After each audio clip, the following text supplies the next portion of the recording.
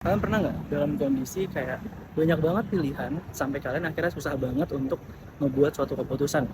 Atau dalam dunia kerja biasanya itu POV-nya kayak kita udah kerja lama banget 10 jam, tapi otak kita tuh tetap buntu, kita nggak bisa mikir. Hai guys, Rafis here, dan gue baru banget baca hal menarik tentang decision fatigue. Simpelnya, decision fatigue itu kondisi di mana kita tuh terlalu banyak mikir sampai akhirnya kita nggak bisa buat keputusan sama sekali. Di jurnal yang gue baca, itu bilang kalau kita setiap hari ratusan bahkan ribuan kali kita ngebuat suatu keputusan. Dari misalkan kita seorang karyawan balesin email, revisi laporan, bahkan sampai kita itu cuman milih buat makan siang aja. Itu udah nguras banyak energi kita. Sehingga otak kita sebenarnya itu punya batasan, punya limit seberapa banyak energi yang bisa kita pakai dalam setiap harinya. Yang akhirnya, misal kita di kantor, itu kita punya 2 tugas nih. Sampai kita bingung mau ngerjain yang mana, yang ujung-ujungnya kita nggak ngerjain sama sekali.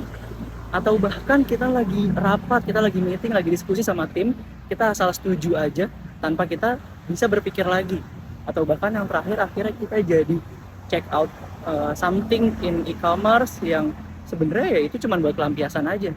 Nah ini yang namanya decision fatigue. Kenapa ini bisa terjadi?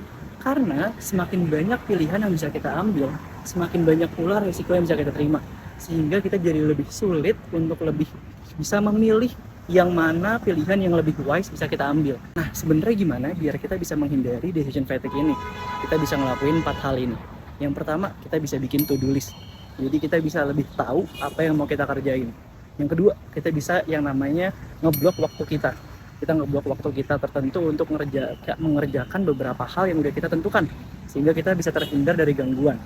Yang ketiga, kita bisa mendelegasikan kerjaan ke orang lain yang menurut kita itu bisa untuk didelegasikan.